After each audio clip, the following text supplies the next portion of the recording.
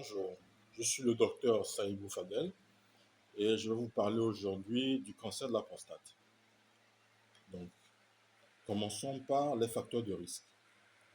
Donc, il y a les facteurs de risque environnementaux, c'est l'origine afro-antillaise, l'exposition aux insecticides comme la chlordécone, l'obésité, les facteurs génétiques, donc hérédité monogénique, comme les mutations des gènes BRCA1, BRCA2, ATM et HOXB13. Donc, il y a également l'hérédité polygénique avec une influence multifactorielle. Donc, le dépistage est recommandé chez les porteurs de mutations génétiques dès 40 ans par toucher recto et PSA annuel. Donc, qui sont ceux qui sont concernés par le dépistage précoce? Donc, c'est les hommes ayant une espérance de vie de plus de 10 ans, entre 50 et 110 ans, et à partir de 40 ans, 6 facteurs de risque. Donc, c'est quoi comme modalité? Donc, on fait les touchés rectaux, le dosage de la PSA, tous les 2-4 ans. Donc, l'IRM multiparamétrique, systématique, au cas où il y a une anomalie au niveau du toucher rectal ou au niveau de la PSA pour guider les biopsies. Donc, le diagnostic est basé sur le dosage de la PSA totale, l'IRM multiparamétrique qui permet d'identifier les lésions significatives grâce à la classification PIRADS. Donc, les biopsies sont indiquées si PIRAD est supérieur ou égal à 3 ou au cas où la densité de la PSA est supérieure à 0,15. Donc, les biopsies prostatiques se font sous contrôle échographique par voie transrectale ou transpéniale et inclut le prélèvement systématique de 10 à 12 carottes et ciblé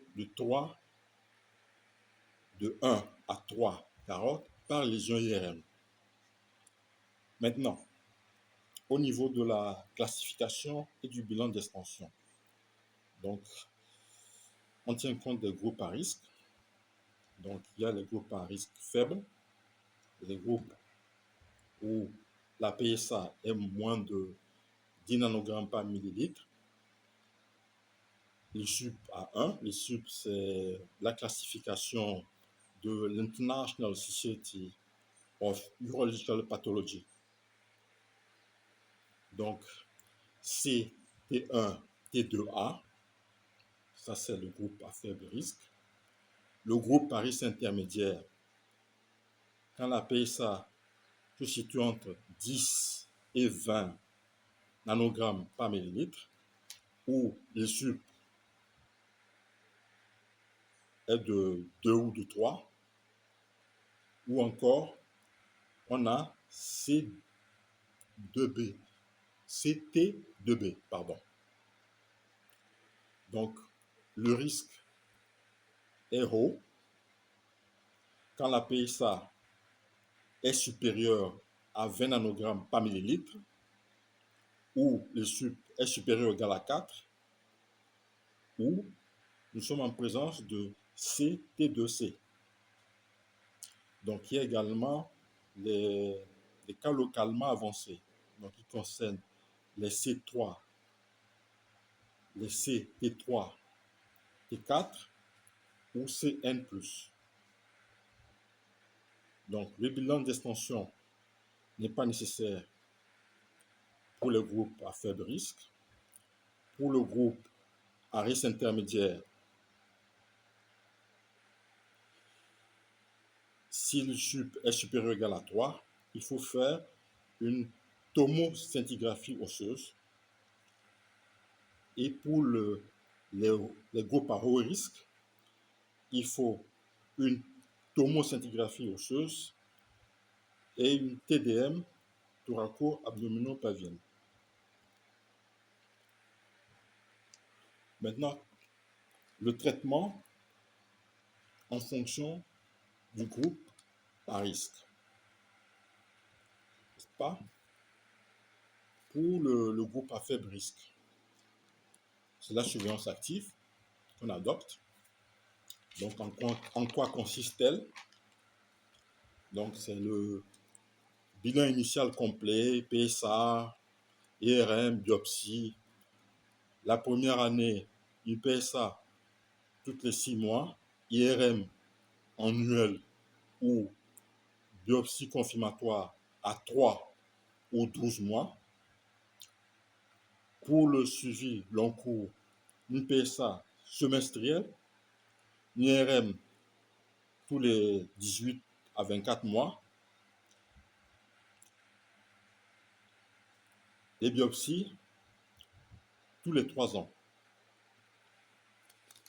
Donc, en alternative, on peut faire une prostatétomie totale, sans curage, une radiothérapie exclusive sans hormonothérapie, une curithérapie ou traitements focaux expérimentaux. Voilà. Concernant le risque intermédiaire, ce qui est indiqué, c'est la prostatétomie totale avec curage ganglionnaire étendu, une radiothérapie externe associée avec une hormonothérapie courte de 4 à 6 mois. Donc, pour le groupe à haut risque, l'approche est multimodale. Donc, on opte pour la prostatétomie totale avec curage ganglionnaire étendu, une radiothérapie externe combinée à une hormonothérapie longue, de 18 à 36 mois. Voilà. Pour les cas les cas localisés avec résistance à la castration, donc traités initialement par hormonothérapie, donc il est recommandé d'utiliser une hormonothérapie de nouvelle génération, surtout si le temps de doublement de la PSA est inférieur à 10 mois. Concernant les cancers métastatiques et la récidive biochimique. Donc, il faut voir les cancers hormonosensibles. Donc, dans ce cas, qu'est-ce qu'on utilise?